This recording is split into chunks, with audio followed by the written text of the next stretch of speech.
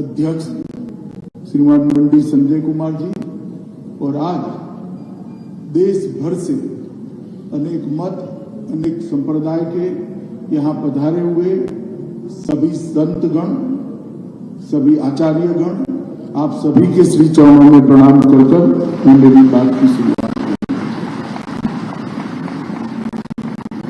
स्वामी जी की विनम्रता, कुछ करने की प्रेरणा होती है, इच्छा होती है। ऐसे लोगों को अनेक सालों के सालों तक काम करने की चेतना और उत्साह देते हैं। और मैं बड़ी विनम्रता से स्वामी जी आपको कहना चाहता हूं, आप युगों तक ऐसे अनेक धर्म अनुरागी लोगों को प्रेरणा और उत्साह आपका ये भगवत रामानुजाचार्य का जो स्मारक बनाया है वो देता रहेगा। पूज्य संतगण यहाँ उपस्थित है। मैं इस सबके भी कहना चाहता हूं कि कोई भी मत, कोई भी संप्रदाय के अनुयायी हो, वो सभी को एक बार यहाँ आने की प्रेरणा इसलिए देनी चाहिए कि अंततो गत्वा सनातन धर्म की शरण में ही सबके उद्धार का मूल बसा है।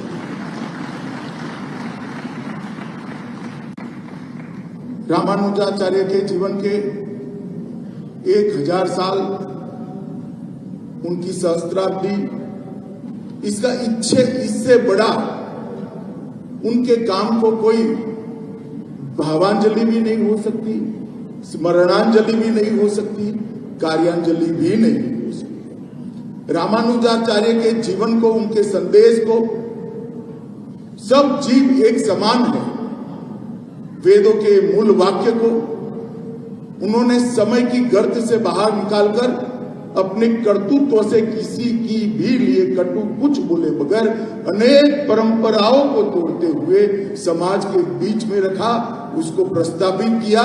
और आज 1000 साल के बाद भी न केवल भारत, पूरे विश्व को वो संदेश दे रहा है।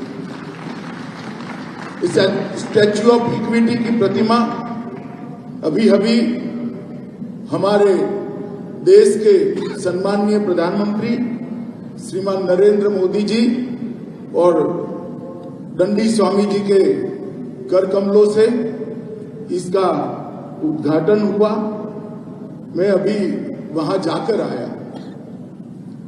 अगर दूर से देखते हैं तो ये प्रतिमा दूर से देखते ही अद्भुत आत्मा को शांति देती है, चित्त को प्रसन्नता करती है और मन को आह्लाद करती है।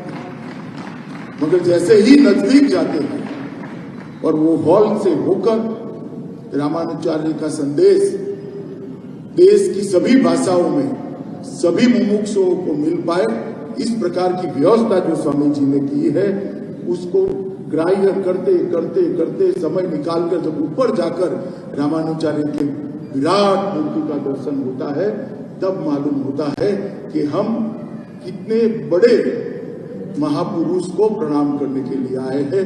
भगवत रामानुजाचार्य ये पूरे देश, पूरी दुनिया के लिए इक्वालिटी का, समता का जो संदेश दिया, वो इस स्मारक के बाद युगों युगों तक न केवल भारत, समग्र विश्व में एक अपना संदेश, सनातन धर्म का संदेश फैलाने का काम करेगा, उसका मुझे विश्वास है। भारत के इतिहास को महाभारत के पहले से लेकर रामायण काल से लेकर आज तक देखेंगे, बहुत सारे उतार चढ़ाव आए और सनातन धर्म भी काल की अनेक थपेड़ों को खाते खाते खाते खाते अपनी अस्तित्व को बचाते हुए, कभी दैदीप्यमान स्वरूप से, कभी आगे आने वाले स्वरूप में जाने के लिए एक प्रकार से कभी काल बाह्य होने बगैर सनातन धर्म भी इसके साथ ही आगे बढ़ता है।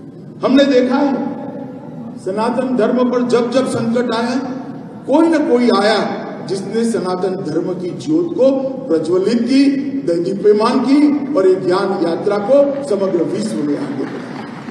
रामानुजाचार्य भी एक ऐसे ही व्यक्ति थे जिन्होंने शंकराचार्य के बाद एक काम को बहुत अच्छे तरीके से किया। आदि शंकर ने ढेर सारे मत मतांतरों को एक करते हुए सनातन धर्म की छत्र छाया में देश को एक करने का, एक छत्र के नीचे लाने का काम किया। और रामानुजाचार्य ने अपने जीवन कवन से पूरे देश को सनातन धर्म के साथ जोड़ने का काम किया। कई सारे कुरिवाज, कुप्रथाएं कटु विरोध करे बगैर अपने कर्म से उन्होंने बदली। कई बार मैं जब पढ़ता हूं तब मुझे विचार आता है कि सनातन धर्म में ऐसा क्या है कि जिसकी धारा क्षुण्ण रूप से कालबाह्य हुए बगैर बहे ही जाती। ऐसा क्या है, इसके अंदर अमृत तत्व क्या है। और कई सारे धर्मों का भी अभ्यास करते हैं। जब तुलनात्मक अभ्यास करते हैं तो नजर में आता है कि सनातन धर्म में मैं ही सत्य हूं, ये जड़ता और अहंकार नहीं। हमारे यहाँ शास्त्रार्थ की व्यवस्था रही, खंडन की व्यवस्था रही, मंडन की व्यवस्था रही और श्रेष्ठ को स्वीकारने की विनम्रता भी रही। और इसी के कारण सनातन धर्म आगे बढ़ता गया।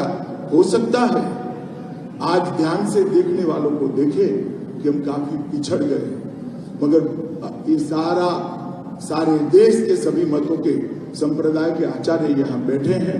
आप सभी को देखकर मुझे पूरा भरोसा है कि यात्रा ना कभी रुकेगी, ना कभी थमेगी और फिर से एक बार दिग्विजयी होकर पूरे विश्व के अंदर ज्ञान का प्रचार और प्रसार करेगी।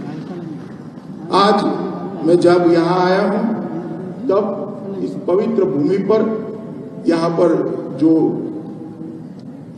स्मारक बनाया है और इसके साथ साथ वेद अभ्यास की भी व्यवस्था करी है। वेद की 9 के 9 शाखाओं के अभ्यास शास्त्रोक्त तरीके से हो सके, ऐसे विद्यार्थी भी यहाँ से निकलेंगे, पूरे देश भर में फैलेंगे और जहां जहां जाएंगे वहां वेद के ज्ञान की सुगंध को, उसकी ज्योत को प्रज्वलित करते जाएंगे। और इसके साथ रामानुजाचार्य का जो संदेश था, उनके जीवन का संदेश था, और इस संदेश को हर व्यक्ति समझ सके, इस प्रकार से यही स्मारक के साथ देश की सभी भाषाओं में प्रसारित करने का काम स्वामी जी ने किया है। मैं फिर से पूज्य श्री चिन्ना जीयर स्वामी जी को बहुत समग्र देश की ओर से साधुवाद और धन्यवाद करना चाहता हूँ। आज जब मैं यहाँ आया हूँ तब यहाँ पर 1035 कुंभ के साथ श्री लक्ष्मी नारायण महायज्ञ भी हो रहा है। चारों वेद की 9 की 9 उपलब्ध शाखाओं का पाठ भी किया जा रहा है। अष्टाक्षरी मंत्र का 10 करोड़ जाप हो रहा है, जिससे हमें मालूम पड़ेगा कि ये धरती हमेशा के लिए कितनी पवित्र होने वाली है। इतिहास, पुराणों और आगमों का भी पाठ हो रहा है। सभी प्रकार की पूजा व्यवस्था और पूजा पद्धति को भी समाहित और संरक्षित करने का भी यहाँ पर एक व्यवस्था किया गया है। और श्रीरंगम के रंगनाथ, तिरुमाला के तिरुपति के श्री वेंकटेश्वर स्वामी सहित 108 प्रेरणा केंद्रों दिव्य देशों के अभिषेक से ये मूर्ति के आगे यज्ञ संपन्न हो रहा है। महाप्रसाद भी 24 घंटे भक्तों के लिए वितरित किया जा रहा है। और आज मैं इतना जरूर कहना चाहता हूं कि आपका ये जो प्रयास है, आने वाले अनेक सालों तक स्वामी जी इसको पूरा देश याद रखेगा। सनातन धर्म के सभी अनुयायी, चाहे किसी भी मत को मानने वाले हो, वो सभी इसको जरूर याद करेंगे, इसका अनुमोदना भी करेंगे। मेरा स्वामी जी से परिचय 2003 में गुजरात में जब भूकंप आया तब हुआ था। स्वामी जी चुपचाप कोई सुविधा, सरकारी सुविधा मांगे बगैर एक गांव पकड़कर बैठ गए थे और वो गांव को पूरा बनाकर ही वहां से। इसके बाद में भी मेरा 2 बार संपर्क आया। मैं वो गांव के उद्घाटन के लिए वहां कच्छ गया था, जो स्वामी जी ने बनाया था। और उसके बाद भी जब भी मिला, मुझे आश्चर्य होता है कि इतने बड़े काम करने की प्रेरणा स्वामी जी कहाँ से लाते हैं और ईश्वर उनको पूरी करने की भी बहुत बड़ी क्षमता देता है। आज वैदिक परंपरा और संस्कृति की शिक्षा देने का आपने यहाँ पर जो काम शुरू किया है, मैं ईश्वर से हमेशा प्रार्थना करूंगा स्वामी जी, मेरी नित्य प्रार्थना का हिस्सा रहेगा कि ये काम अनेक युगों तक चलता रहे और सनातन धर्म की सेवा करता है। इतने सारे विद्वानों के सामने, इतने सारे संतों के सामने विशिष्टाद्वैत दर्शन पर मेरे लिए कुछ बोलना असंभव है। मैं जन्म से वैष्णव और शुद्धाद्वैत का अनुयायी।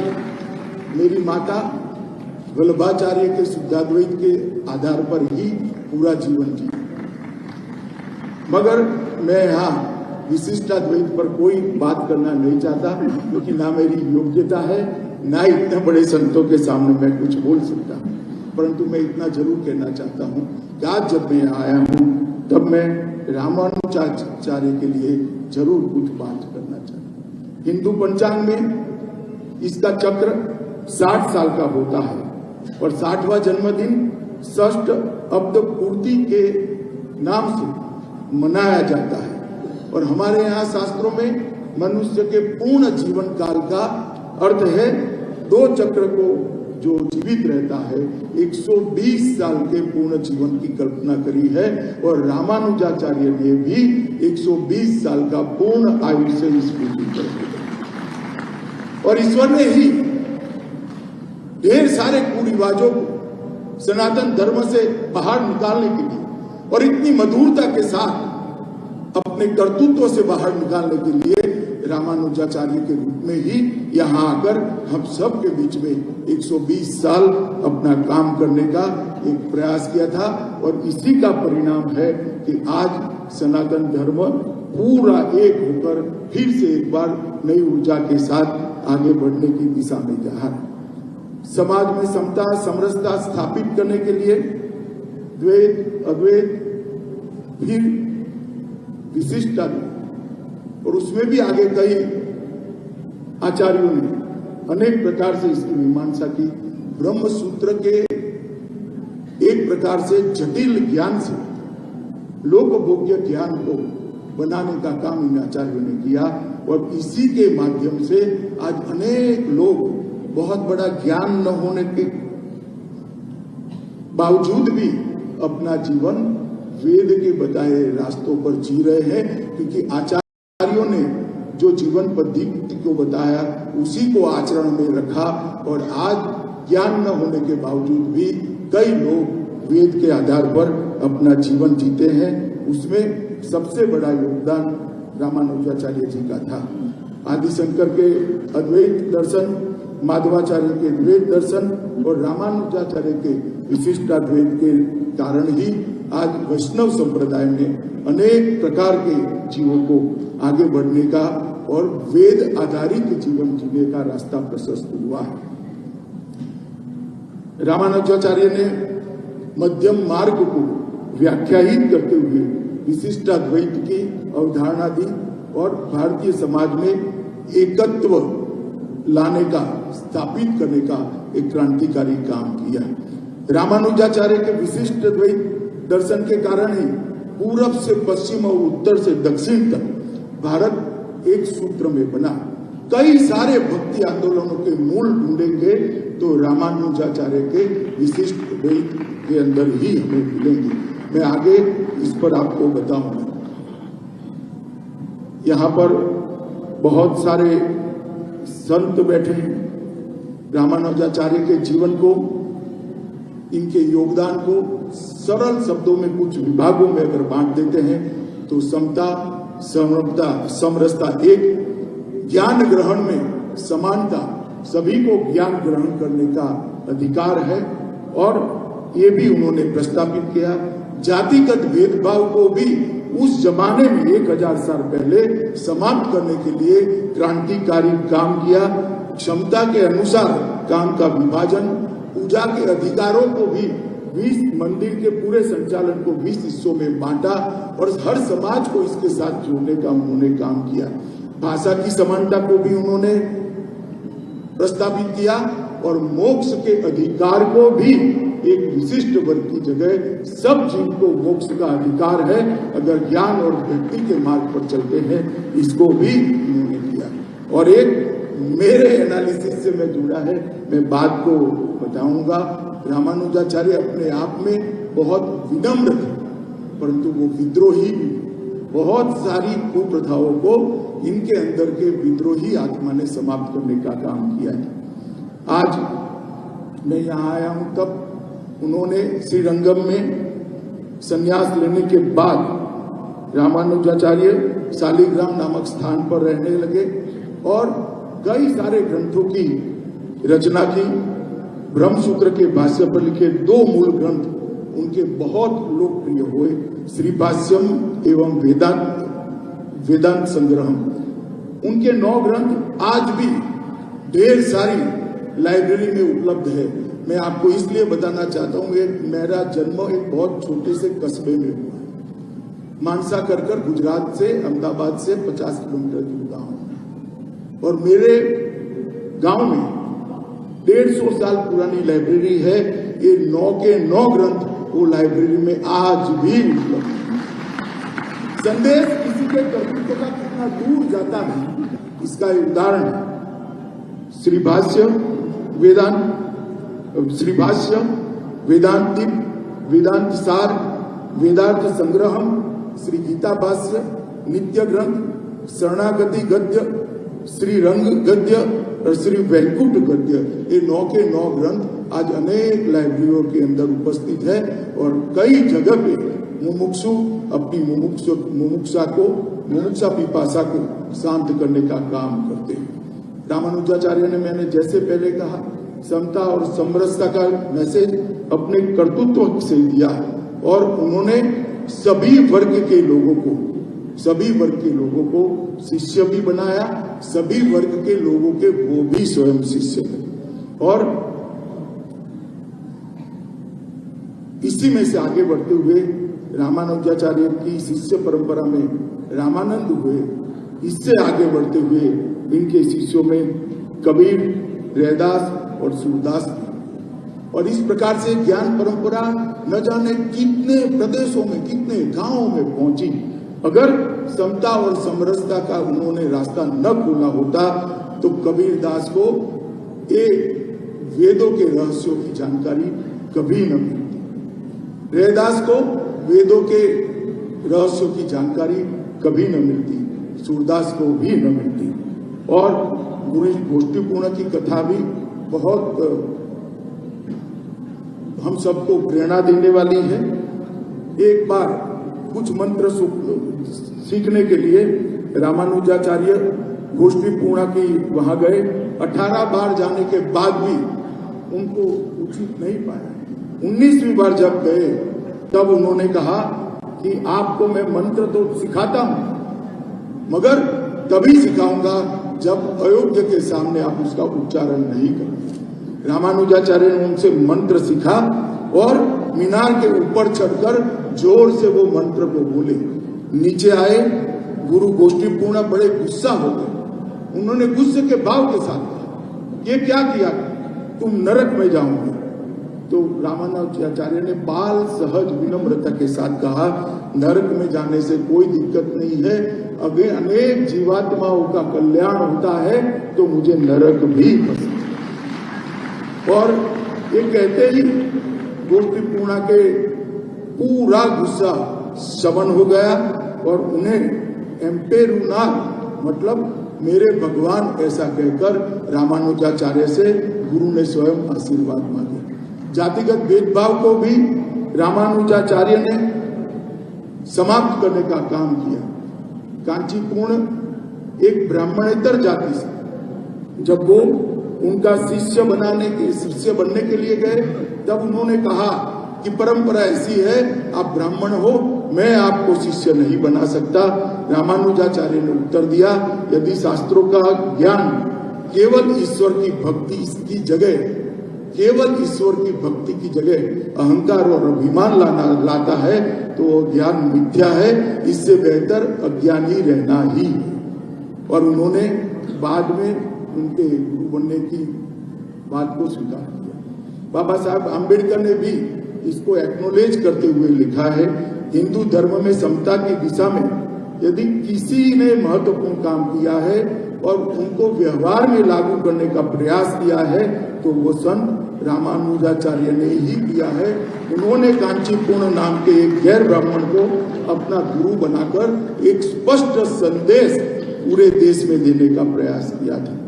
समता के अनुसार भगवान की सेवा करने का सबको अधिकार है। इस बात को उन्होंने व्यवहार से मंदिरों के प्रशासन के अंदर लागू किया और उन्होंने प्रशासन के अंदर कई सारे 20 हिस्से बनाए और 20 हिस्सों में मंदिर की टोटल प्रशासन को बांटकर उन्होंने सब समाज के लोगों को 20 के 20 हिस्सों के साथ जोड़कर सर समाज को मंदिर के लिए कुछ करने का अधिकार देने का काम किया। इससे सारा समाज आज मंदिर के साथ जुड़ा हुआ हमें देखता मिलता है। पूजा के अधिकार में भी उन्होंने समानता का अधिकार देने का काम किया। मेलकोट में अपने प्रवास के दौरान रामानुज ने देखा कि समाज के कुछ वर्गों के भक्तों को सामाजिक मानदंडों के कारण मंदिर के अंदर पूजा करने की अनुमति नहीं थी। इस प्रथा से वो बहुत दुखी थे।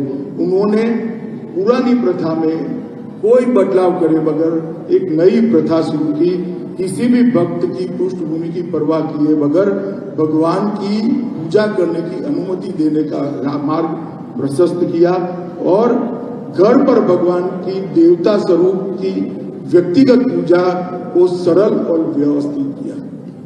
मित्रों, जब हमें दिखता है कि भगवान को मंदिर की जगह घर में ले जाकर समाज के हर वर्ग को पूजा का अधिकार दिया, आगे चलकर जब आक्रांताओं ने हिंदुस्तान पर आक्रमण किया और मंदिर ध्वस्त होने लगे, रामानुजाचार्य ने भगवान को घर में रखकर पूजित करने की जो परंपराएं की थी, इसी के कारण हमारा सनातन धर्म आज बचा हुआ है।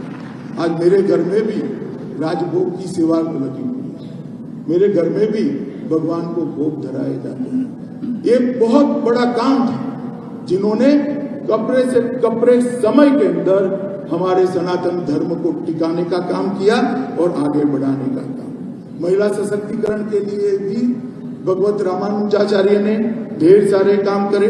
तिरुवल्ली में एक दलित महिला के साथ शास्त्रार्थ के बाद उन्होंने उस महिला से कहा कि आप मुझसे कई गुना ज्यादा ज्ञानी है। इसके बाद संत रामानुजाचार्य ने इस महिला को दीक्षा दी और उसकी मूर्ति बनाकर, एक दलित महिला की मूर्ति बनाकर मंदिर में प्रस्थापित कर समग्र सनातन धर्म के अनुयायियों को एक संदेश देने का काम उन्होंने किया। भाषा की समानता के लिए भी उन्होंने बहुत सारा काम किया। संस्कृत भाषा के वेद, वेदांत, भगवत गीता, ब्रह्मसूत्र साहित्य का सम्मान करते रहे, परंतु उन्होंने अजवारों के तमिल छंदों को भी मान देने की शुरुआत की और इसके अंदर भी वेद के ज्ञान को ट्रांसलेट करने का काम किया। रामानुजाचार्य ये दोनों भाषाओं को अपनी दोनों आंख मानते थे। इसके कारण ये प्रदेश के अंदर भी आज वेद बचा हुआ है। मोक्ष का अधिकार सिर्फ सन्यासियों को होता था, ऐसी किंवदंती थी। रामानुजाचार्य ने बताया अगर छोड़ना ही सन्यास है तो अपने जीवात्मा की रक्षा जो ईश्वर पर छोड़ देता है, अपने जीवन को, अपने भाग्य को ईश्वर पर छोड़ देता है, वह भी सन्यासी है और उसको भी मोक्ष का अधिकार है।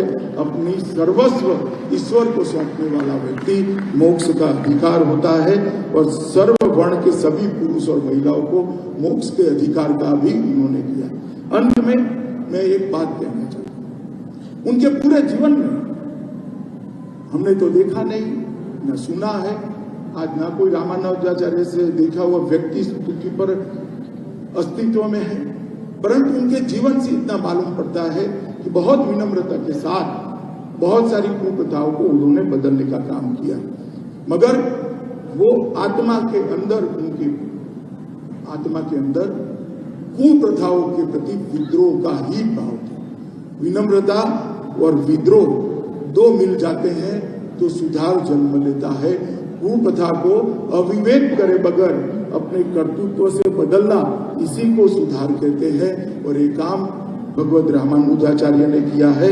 और आज मैं इतना जरूर कह सकता हूँ, मैं देश भर के हिस्सों का मैंने भ्रमण किया, देश भर के श्रद्धा केंद्रों के अंदर जाकर मैंने मेरा सर झुका है।